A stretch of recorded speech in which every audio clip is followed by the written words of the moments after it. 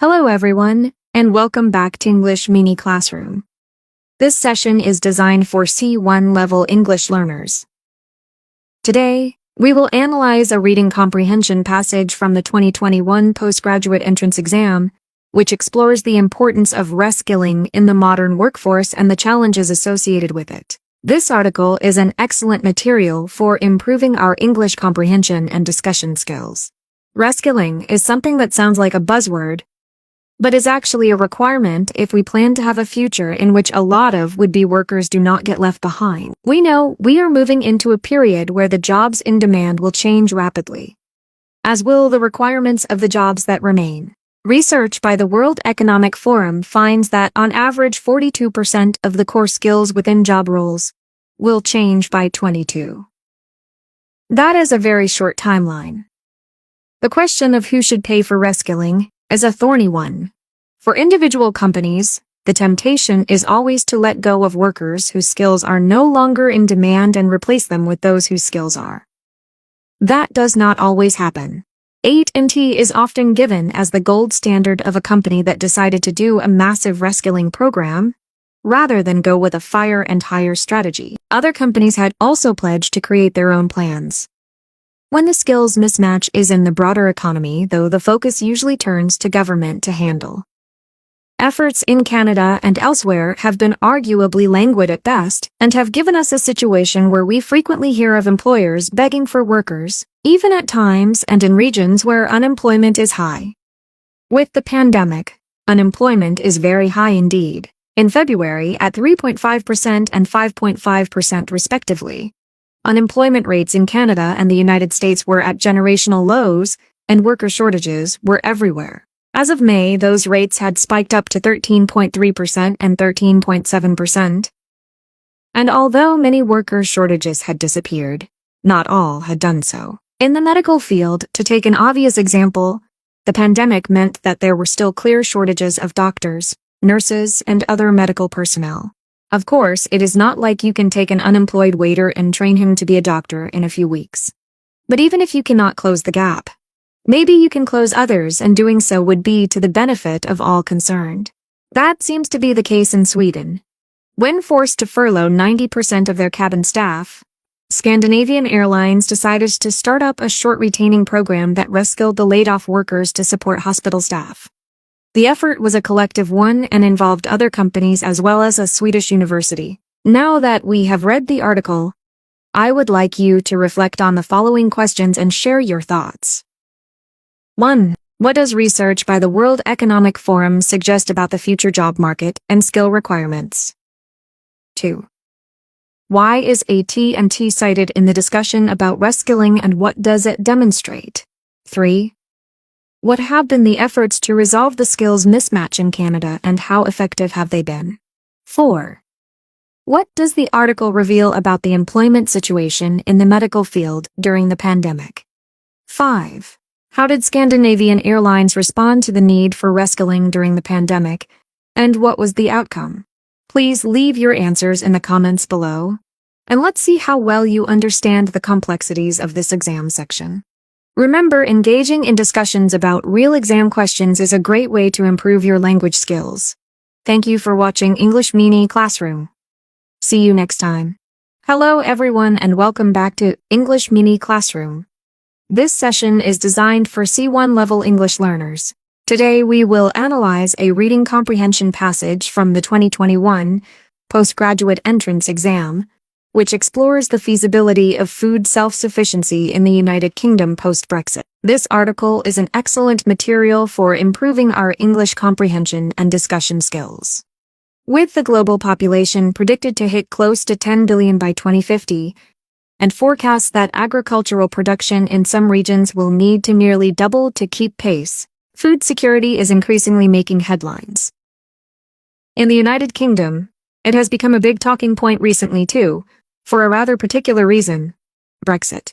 Brexit is seen by some as an opportunity to reverse a recent trend towards the United Kingdom importing food.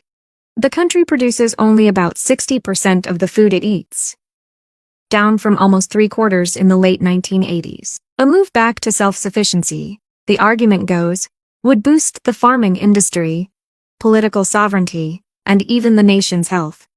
Sounds great, but how feasible is this vision? According to a report on United Kingdom food production from the University of Leeds, United Kingdom, 85% of the country's total land area is associated with meat and dairy production. That supplies 80% of what is consumed, so even covering the whole country in livestock farms wouldn't allow us to cover all our meat and dairy needs. There are many caveats to those figures, but they are still grave.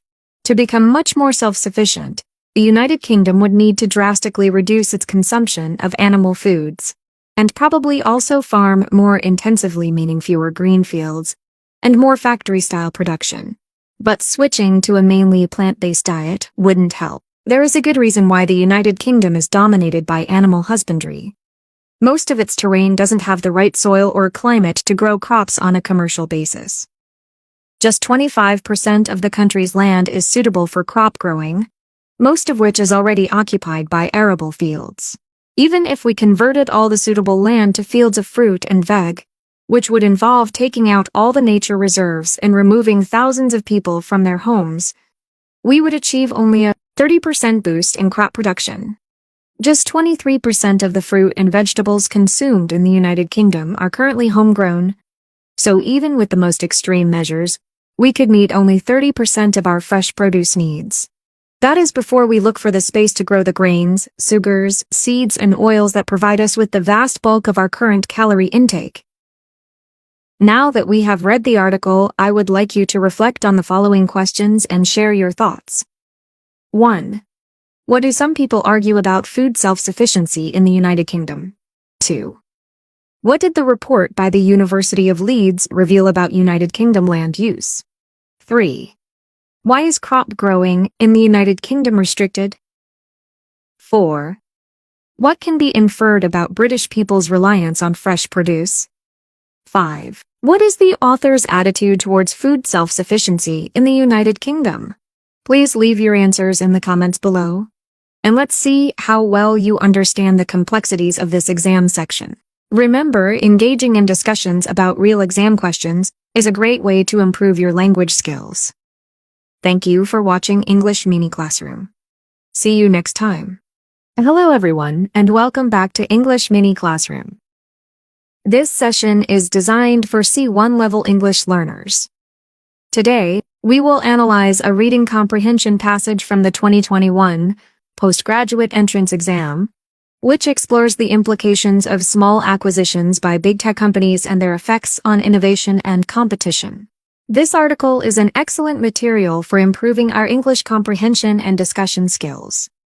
When Microsoft bought task management app Wunderlist and mobile calendar Sunrise in 2015, it picked two newcomers that were attracting considerable buzz in Silicon Valley. Microsoft's own Office dominates the market for productivity software, but the startups represented a new wave of technology designed from the ground up for the smartphone world. Both apps, however, were later scrapped after Microsoft said it had used their best features in its own products. Their teams of engineers stayed on, making them two of the many acqui-hires that the biggest companies have used to feed their great hunger for tech talent. To Microsoft's critics, the fates of Wunderlist and Sunrise are examples of a remorseless drive by big tech to chew up any innovative companies that lie in their path. They bought the seedlings and closed them down, complained Paul Arnold, a partner at San Francisco-based Switch Ventures, putting an end to businesses that might one day turn into competitors. Microsoft declined to comment. Like other startup investors, Mr. Arnold's own business often depends on selling startups to larger tech companies. Though he admits to mixed feelings about the result. I think these things are good for me if I put my selfish hat on. But are they good for the American economy? I don't know. The U.S. Federal Trade Commission says it wants to find the answer to that question. This week, it asked the 5 most valuable U.S. tech companies for information about their many small acquisitions over the past decade. Although only a research project at this stage, the request has raised the prospect of regulators wading into early-stage tech markets that until now have been beyond their reach. Given their combined market value of more than $5.5 trillion, rifling through such small deals, many of them much less prominent than Wunderlist and Sunny's, might seem beside the point. Between them, the 5 biggest tech companies have spent an average of only $3.4 billion a year on sub-$1 billion acquisitions over the past 5 years, a drop in the ocean compared with their massive financial reserves, and the more than $130 billion of venture capital that was invested in the US last year. However, critics say the big companies use such deals to buy their most threatening potential competitors before their businesses have a chance to gain momentum, in some cases as part of a buy-and-kill tactic to simply close them down. Now that we have read the article, I would like you to reflect on the following questions and share your thoughts. 1. What happened to Wunderlist and Sunrise after their acquisitions by Microsoft? 2. What do Microsoft's critics believe about the actions of big tech companies? 3. What is Paul Arnold concerned about regarding small acquisitions? 4. What does the U.S. Federal Trade Commission intend to do about small acquisitions? 5. How have small acquisitions affected the 5 biggest tech companies financially? Please leave your answers in the comments below. And let's see how well you understand the complexities of this exam section. Remember, engaging in discussions about real exam questions is a great way to improve your language skills. Thank you for watching English Mini Classroom. See you next time.